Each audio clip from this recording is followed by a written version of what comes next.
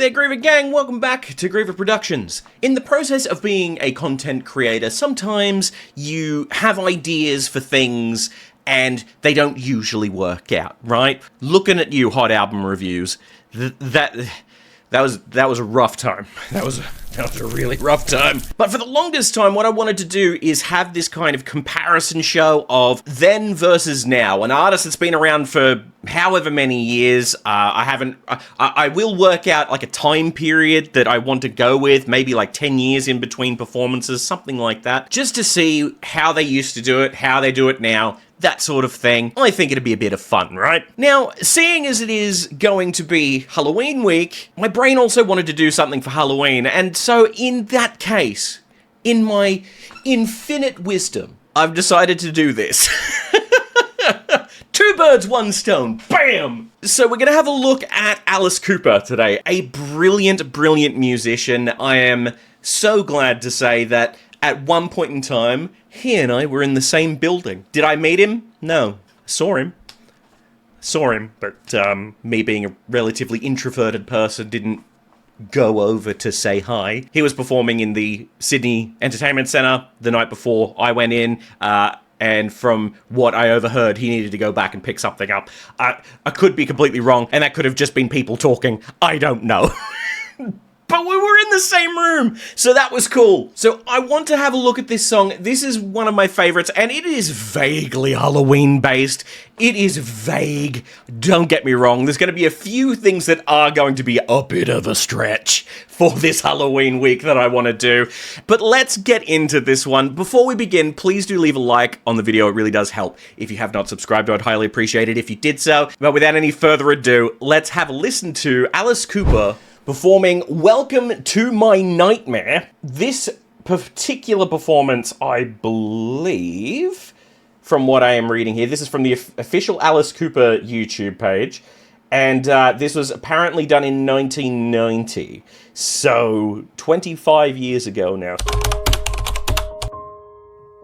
So this is very, very cool. And then we'll have a look at another version of it. So we are going to be listening to the same song back to back. Let's have a listen to Welcome to My Nightmare from 1990.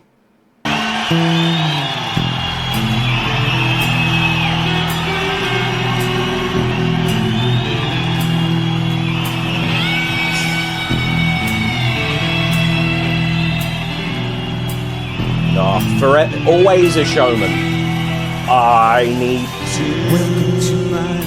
I need to censor that.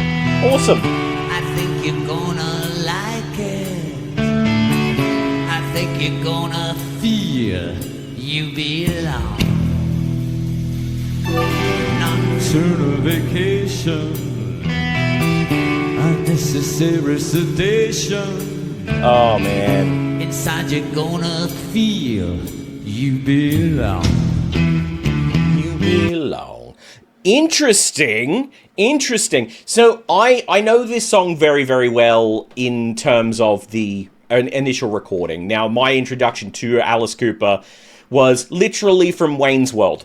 We're not worthy! We're not worthy! We're not worthy! And Feed My Frankenstein, which was in that movie, honestly, still one of my absolute favorite songs of all time from this era. But there's something that I love about his particular voice. The way that he handles his voice is so unique in this kind of rock, metal, whatever you would really call it, space. Because I really wouldn't call it metal. It's kind of a bit of a hybrid of like a multitude of different things. But he does have a very unique sound. He has rather than being an all-out sort of, I don't want to say instead of being an all-out vocalist, because that makes it sound like I'm saying he's not a vocalist. He absolutely is, and he has a phenomenal voice. But he handles his performances less of like a singer from the time and more as a theatre performer of the time.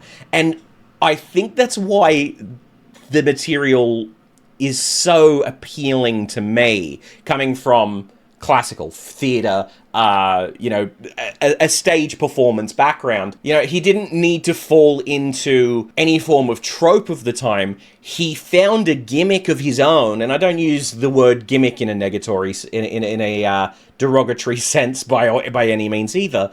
But he found what he loved. He found what people reacted to, and went with that. And he does it so well, and it's so performative, and I love it. Even the word performative is used very negative now, but it is very performative. It is very, again, theatrical. And the way that he's handling the melody here, there's not much in this that is overly difficult vocally, but it really holds you. It's wonderful. Welcome to my nightmare.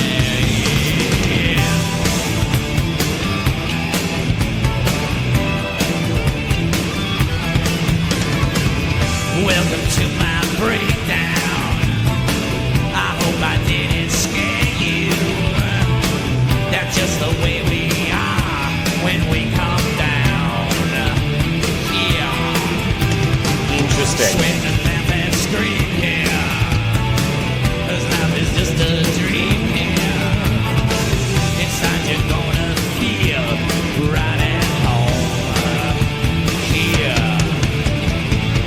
Welcome to my nightmare, yeah. Welcome to my breakdown. Whoa. Amazing.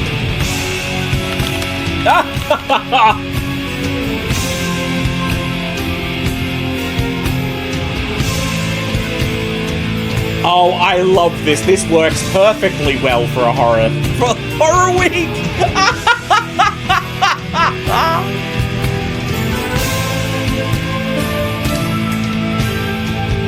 Oh man, he's got a lot of guts putting a net over himself like that. Like, look how big the net is.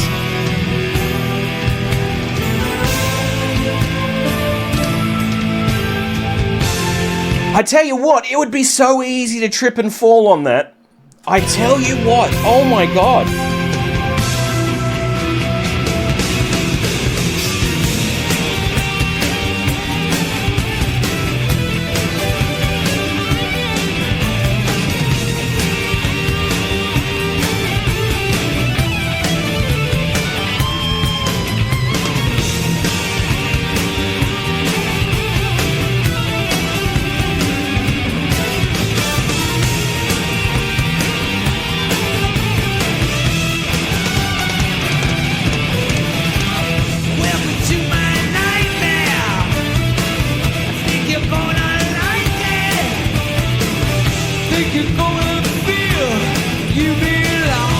I do love that octave jump there. Sweat and laugh and scream here. 'Cause life is just a dream. Inside you're gonna feel right at home. Yeah. Welcome to my nightmare. Yeah. I love it. Welcome to my break.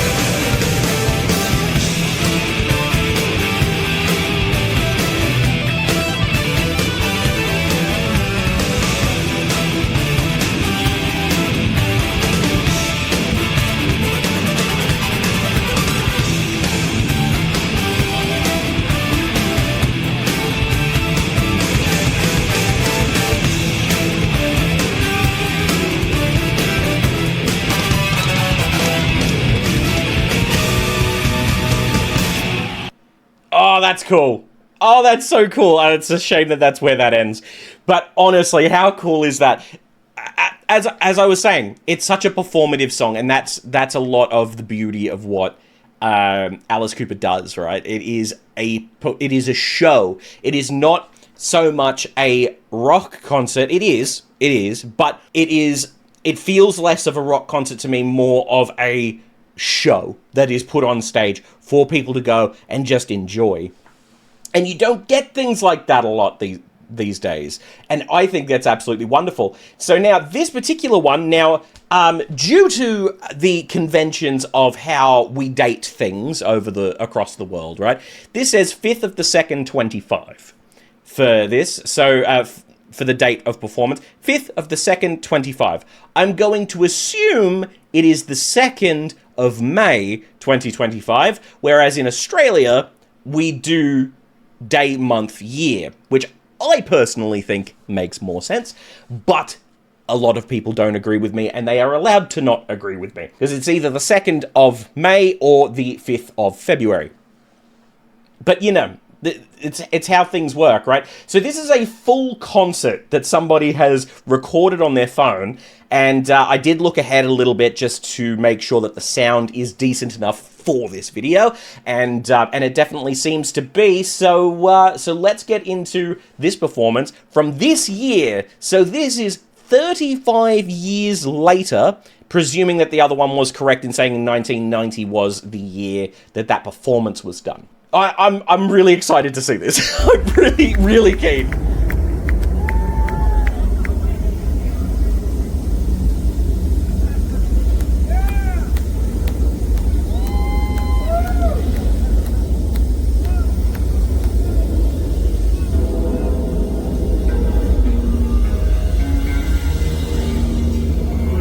Ooh, same key. Okay. That's something I'm always looking for as well. That's something I'm always listening out for in these later performances, is if keys have gone down, up, what has happened. Because over time, the voice changes, and there's a lot of times where, like, there's a lot of songs that people can't sing in their original keys anymore. For instance, I don't believe Robert Plant would be able to sing Stairway to Heaven in its original key anymore. Could be very wrong in saying that, but from what I've heard of Robert Plant more recently, I don't believe, and it's just a natural thing. There's nothing wrong with it. It is a natural thing. Voices change, voices develop over time. So let's have a listen, but it's interesting that this is in the same key.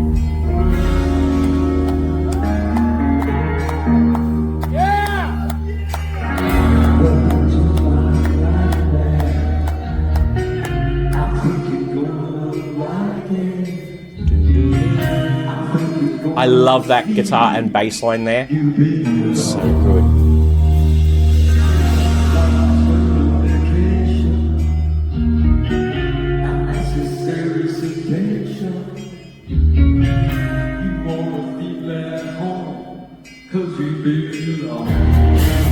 Interesting. The thing that is interesting to me is that he is hitting those lower notes better than what he was in 1990. That is a natural sort of thing, but he was almost singing a harmony note of those lower notes in the previous one, but he's hitting them bang on this, and that is cool. Be interested to see how the higher goes.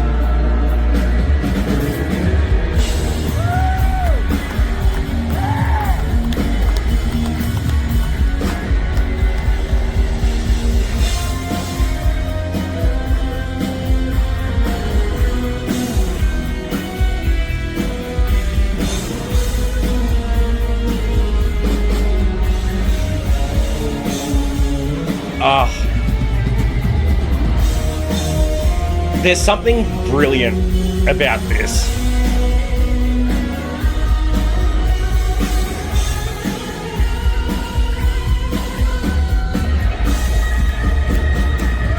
That's so cool.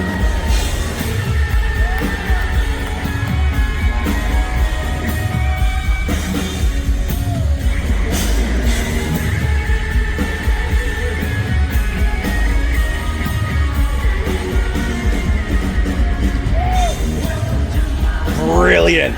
Okay, so this is one of those very interesting moments where you have two guitarists on stage actually playing a guitar harmony, whereas in a lot of cases, a lot of them have a harmonizer pedal that will replicate their guitar work like a third up so that it sounds like somebody else is playing the harmony.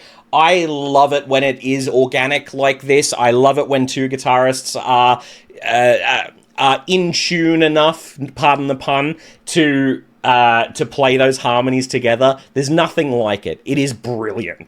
And these two, oh my god, they can play.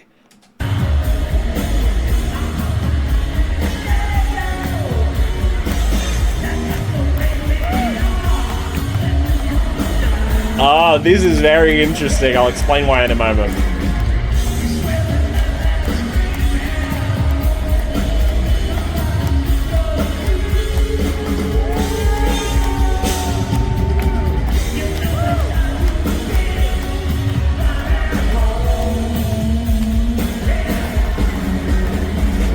Interesting.